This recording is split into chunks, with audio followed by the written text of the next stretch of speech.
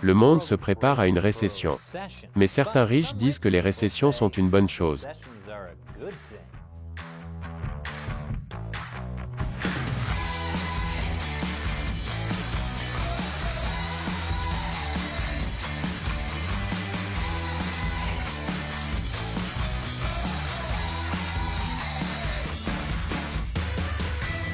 Bienvenue à l'émission Amérique dévoilée, je suis Chris Chappell. N'oubliez pas d'aimer et de laisser un commentaire, cela aide l'algorithme, et assurez-vous d'être abonné.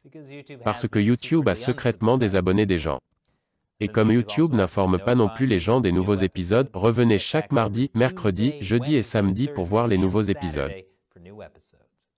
Prix élevé du pétrole, chaîne d'approvisionnement brisée, la guerre. Ces ingrédients ont créé la tempête parfaite d'un désastre économique. Ainsi, une récession est née. Personne n'aime les récessions. Mais pendant des mois, de nombreux experts économiques ont prévenu qu'elle pourrait arriver bientôt. Selon une enquête de CNBC auprès de directeurs financiers, près de 70% d'entre eux pensent qu'une récession se produira au cours du premier semestre de 2023. D'autres chefs d'entreprises financiers influents mettent en garde contre un risque très élevé, alors que les influenceurs d'affaires de Reddit disent que les vibrations ne sont pas très chill, mais vous devriez quand même tout mettre dans GameStop. Jusqu'à la lune. L'ancien secrétaire au Trésor Larry Summers estime que le risque de récession peut atteindre 80%. 70%, 80%, pourquoi prévoit-il les récessions comme la météo? Ont-ils un vieux type qui prédit ça comme « j'ai mal au genou », cela signifie qu'un front de tempête économique se prépare. La Banque mondiale prévient qu'une récession sera difficile à éviter. Nous pourrions revenir à la stagflation des années 1970 avec une faible croissance économique et une forte inflation. De nombreux pays auront du mal à éviter une récession. Nous ne sommes pas encore dans. Ce n'est pas encore une récession mondiale, cela pourrait. Nous venons de traverser une sorte de récession inhabituelle grâce au Covid en 2020. Et avec tout ce qui se passe en ce moment, beaucoup ne peuvent pas se permettre de traverser une autre récession.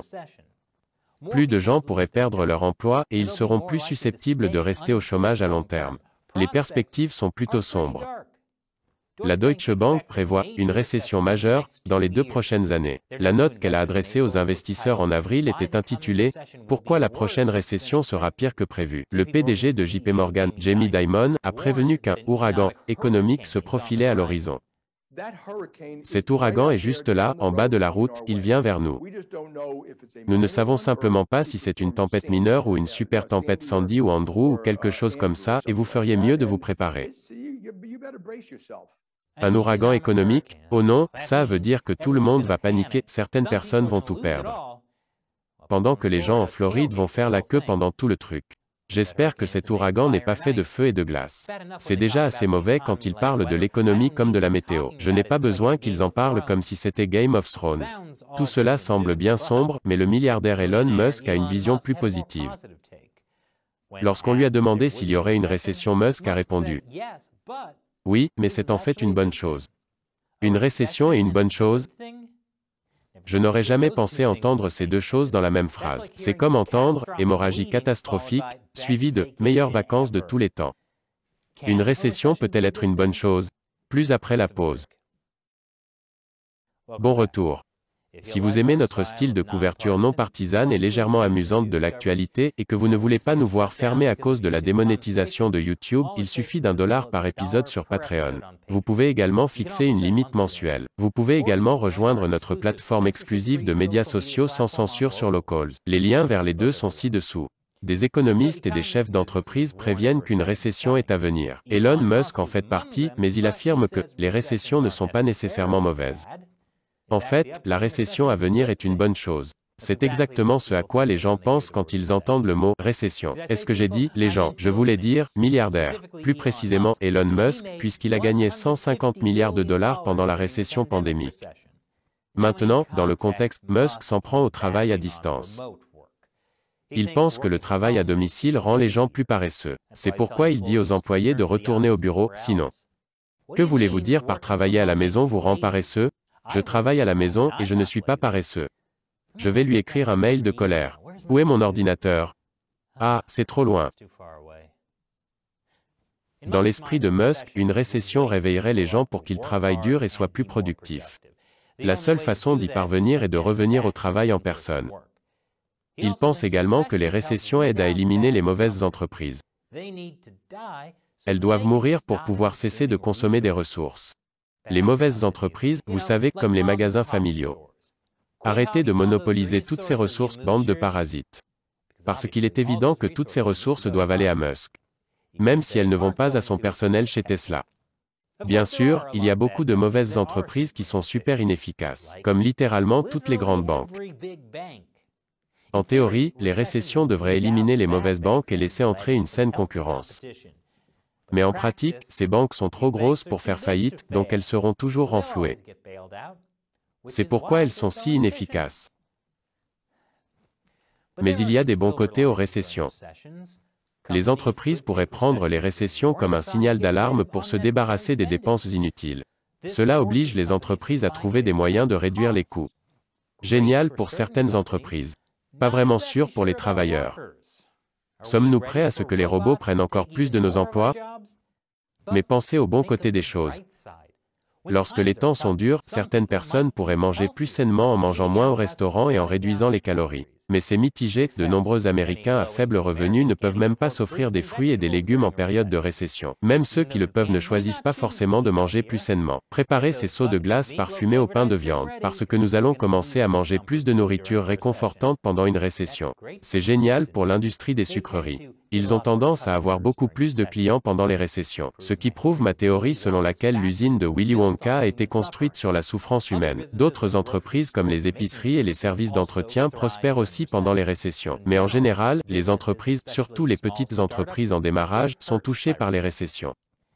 Les banques, les sociétés de capital risque et les autres prêteurs ne sont pas très enclins à accorder des prêts aux entreprises tant que l'économie ne s'est pas redressée. Et sans capital, il est difficile de se lancer dans de nouvelles entreprises. Surtout quand on est une petite entreprise parasite qui accapare toutes les ressources. Donnez-les à Musk, bande de monstres.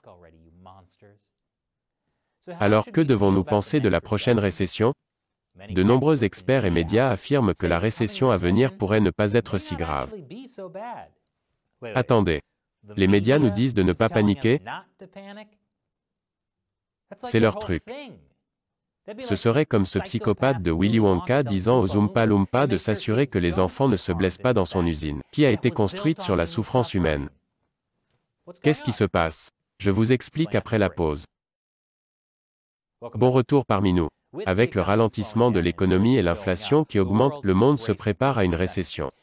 Certains économistes disent qu'elle aura lieu entre 2023 et 2024, juste à temps pour la prochaine élection présidentielle, comme c'est pratique. Mais d'autres s'empressent de souligner que ce ne sera pas si grave. Alors ne paniquez pas. En effet, nous entrons probablement dans ce que l'on appelle une récession ordinaire. C'est lorsque l'inflation augmente et que la Réserve fédérale augmente les taux d'intérêt pour ralentir la demande. Ce n'est pas la pire chose qui puisse arriver.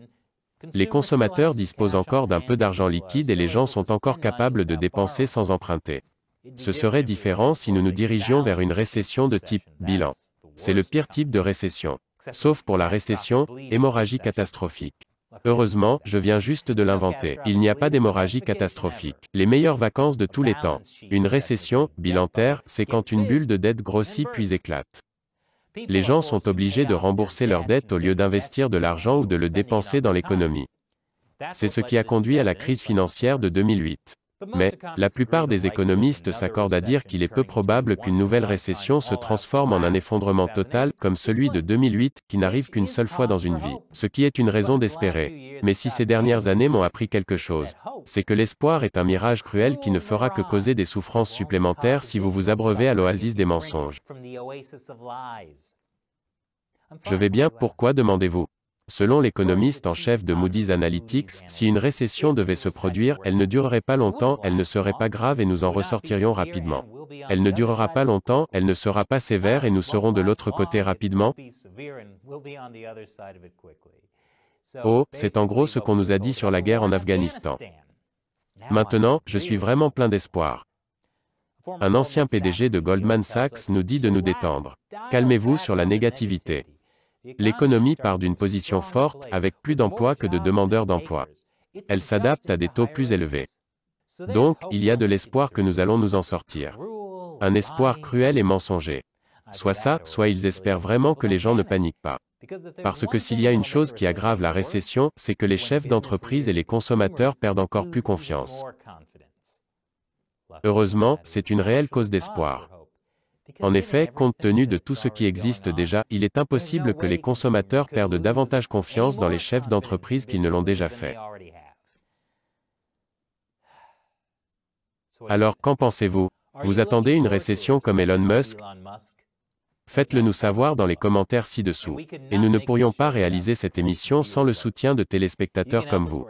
Vous pouvez nous aider à partir d'$1 par épisode sur patreon.com/americauncovered ou sur notre plateforme exclusive de médias sociaux sans censure americauncovered.locals.com. Les liens vers les deux sont dans la description ci-dessous. Encore une fois, je suis Chris Chappell, merci de regarder Amérique dévoilée.